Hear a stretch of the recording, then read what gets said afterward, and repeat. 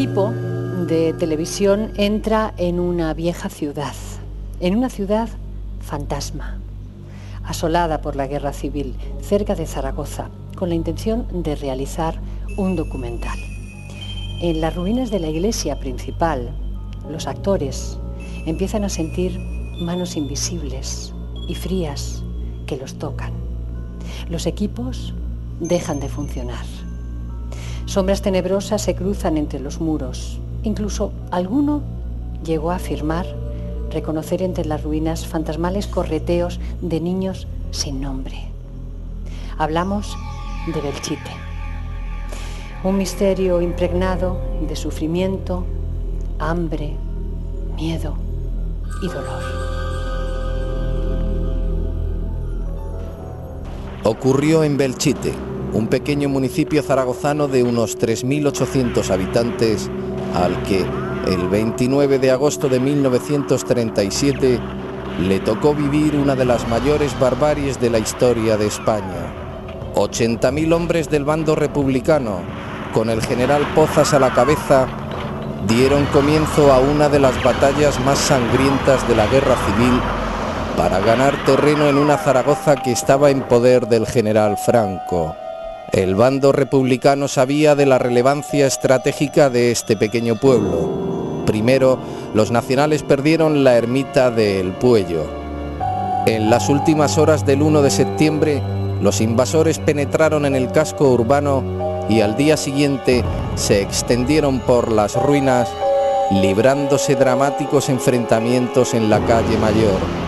Los cadáveres se amontonaban por las calles, desprendiendo un hedor insoportable. Belchite es un símbolo que todos los españoles y yo creo que la humanidad entera debe entender en toda su dimensión.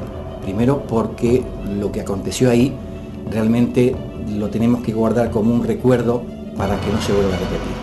Y por lo tanto Belchite, en el momento de la guerra civil, pues ha sido un símbolo y es un símbolo de todo aquello que realmente denigra al ser humano.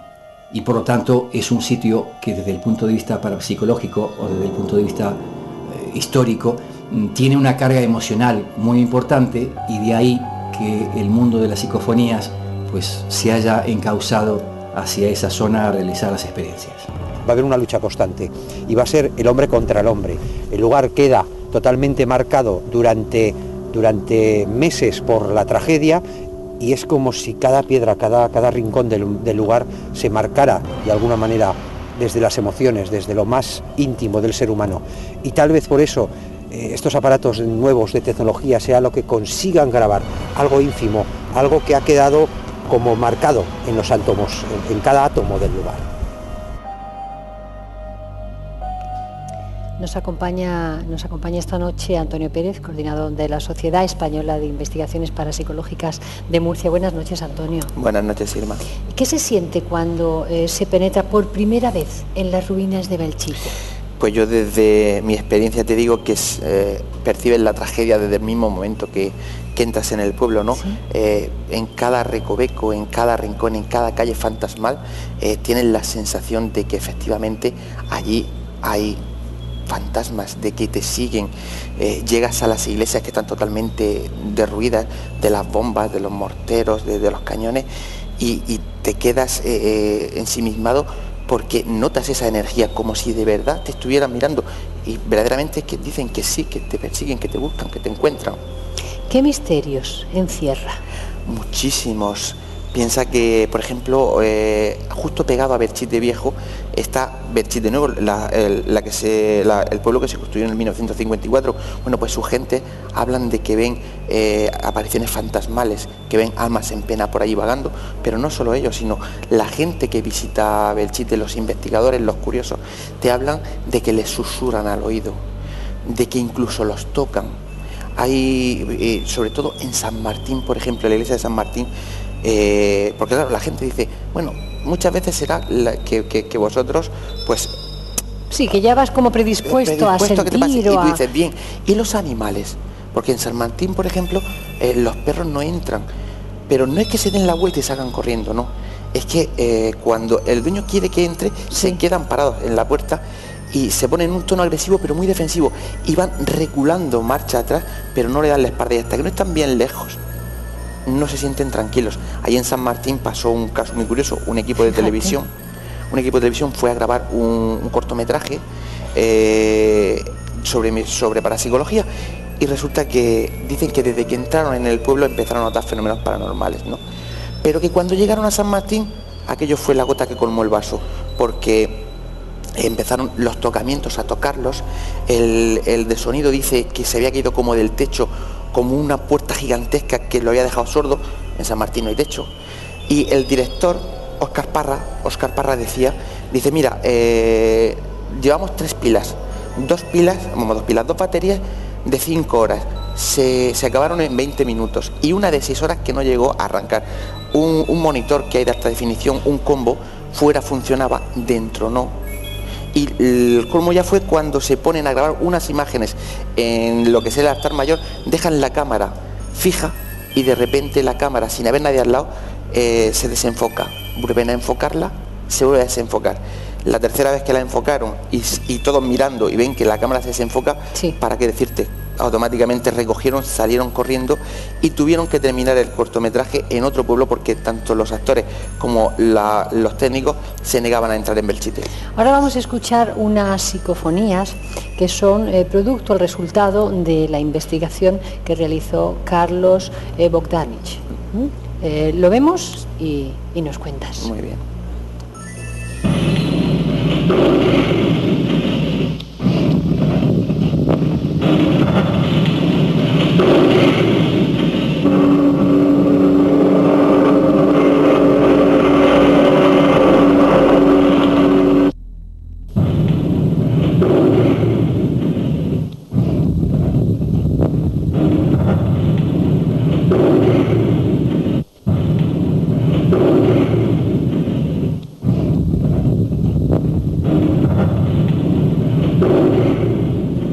¿Qué son? ¿Tú qué opinas de estas grabaciones?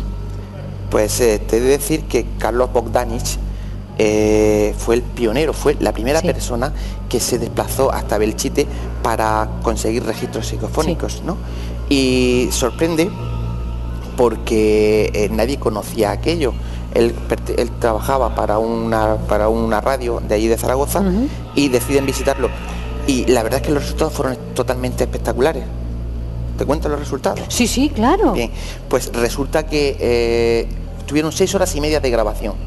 Bueno, pues durante casi las 6 horas y media no tienen nada, pero a las 2 de la mañana, de repente, tienen una inclusión, que es parte de lo que hemos escuchado, que dura 40 minutos. Uy. 40 minutos, eso es algo que es inaudito. Una inclusión seguida de 40 minutos nunca se ha obtenido. Pues esto realmente es una cacofonía. No se puede llamar psicofonía, porque una psicofonía es cuando aparece la voz humana. Sí. En este caso son ruidos de aviones, de bombas. Claro, es que parece un bombardeo. Por eso nosotros le denominamos cacofonía. Y no puede ser que cuando grabaran a las 2 de la mañana, yo qué sé, se oyera una avioneta, un avión que pasaron, que fuera muy alto.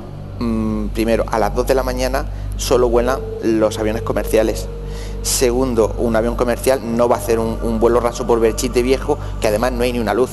Tercero, lo que se ha oído, se ha analizado, y hay especialistas en motores que te dicen que es un motor de pistón, que hoy no se utilizan, y de un avión localizado, el Mosca, que precisamente bombardeó Belchite en la época.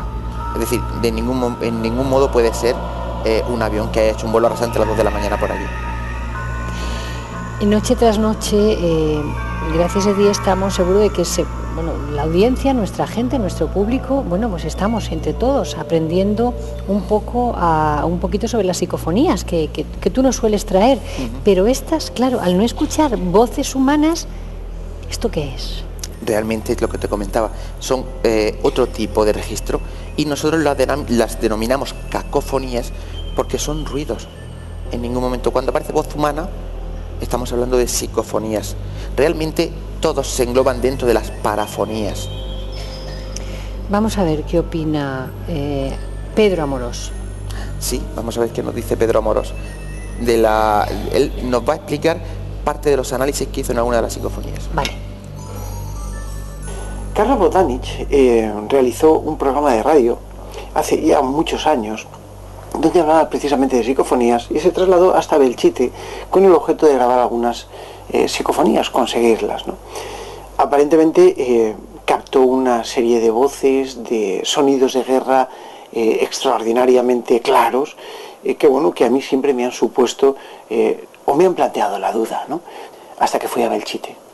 Y el día que fui a Belchite puse mi grabador y con toda tranquilidad delante de unos 7 u 8 investigadores de la SEIP que estábamos allí trabajando, con total y riguroso control, obtuvimos una grabación en la que se escuchaba una especie de avión caer en picado y soltar una bomba. Entonces a mí me rompió los esquemas. Porque a pesar de que siempre he pensado que las psicofonías interactuaban con el experimentador, y lo sigo pensando, que se causan y se producen en tiempo real, lo que yo había grabado era algo que no estaba en tiempo real. Vamos a escuchar ese momento del picado del avión, que para mí es fundamental. Vamos a escucharlo con tranquilidad. Hay que decir que está obtenida, pues eran las 2 de la mañana, una cosa así, ¿no? Muy tarde, con lo cual evidentemente ninguna avioneta puede sobrevolar a esa hora, ¿no? Y evidentemente no se escuchó.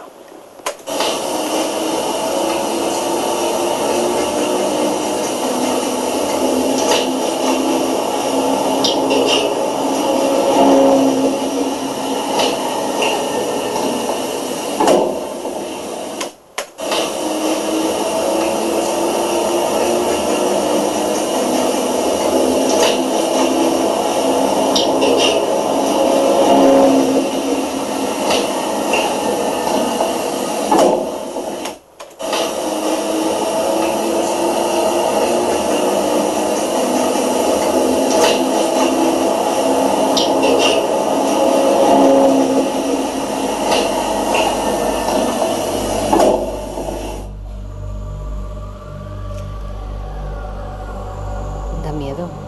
Impacta, ¿verdad? Da miedo porque eso que pasó se reproduce cuando intentáis ir a investigar y ver qué pasa con ese miedo, con esa reacción de los mismos perros que tú has dicho, ¿no? Es verdad que ahí hay mucho dolor, mucha gente atrapada, pero no quieren que les ayudemos porque no nos podemos acercar, porque... Bueno, lo que pasa que yo ahí lo distingo de varias maneras, ¿no?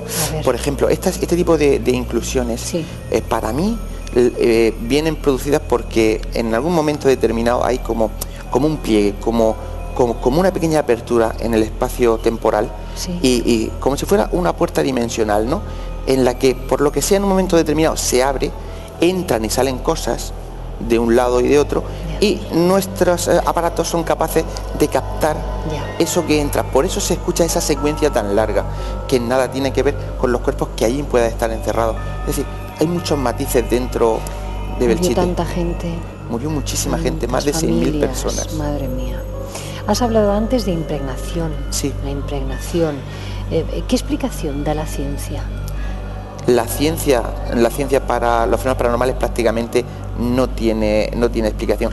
Ya sabes, antes, ¿Ni se lo plantea? No, ni se lo plantea. Antes decíamos no se puede que, demostrar, claro, no existe. Que decía que bueno, es todo plena sugestión tuya, sí, y sí, si no es tuya es colectiva, y así. Y con las psicofonías es exactamente lo mismo, ¿no? Ellos te dicen que eso son interferencias de radio. Bueno, la interferencia de radio es una psicofonía cuando los aparatos que llamamos son especiales para no tener ningún tipo de interferencia, es más, no tienen ningún tipo de receptor.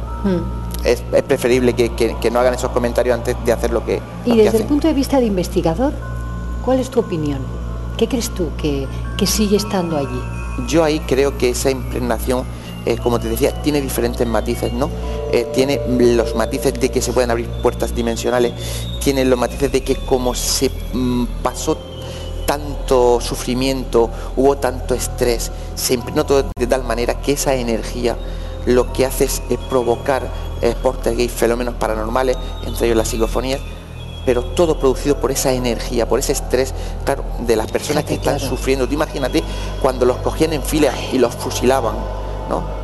Cuando sabían que iban a morir, ¿cómo se puede vivir? ¿Cómo se puede vivir en una zona donde durante 15 días no puedes salir a la calle y tienes la casa llena de muertos?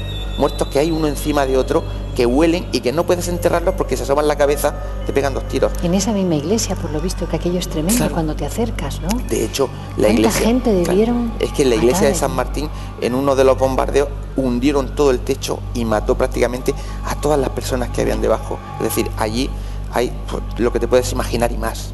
Antonio, todas las guerras, todas las muertes dejan también su eco, o solo esto ocurre en Belchite. No, yo estoy convencido que lo que hablábamos, ¿no? Esa impregnación queda siempre en cualquier lugar que suceda una tragedia, porque es esa energía que se desprende de nuestro cuerpo cuando estamos tan agobiados, cuando tenemos ese estrés, cuando tenemos ese dolor, ese sufrimiento, Claro. y esa energía es la que se queda impregnada en el ambiente, y lógicamente lo que pasa es que en unos la será más virulenta que en otros, pero que queda seguro. ¿Y quedarán los ecos de esta tragedia impregnados para siempre? Bueno, eso es difícil de decir. Lo que sí tenemos claro es que de momento llevan 70 años y están ahí. Aquí hemos tenido casos como, no sé, el Palacio de Guevara o el Castillo de Olite, que ya superan los 70 años y siguen teniendo ese tipo de ¿Y se manifiestan fenomenología. igual siempre? No. Por eso te he dicho que depende la virulencia que puede tener, la fuerza que va teniendo unos y otros. La verdad es que nunca vamos a saber si es eterno, entre otras cosas porque nosotros no somos eternos y no vamos a poder estar ahí como testigos. Antonio, gracias. A ti, Gracias como una siempre. noche más. Gracias. Pues bien.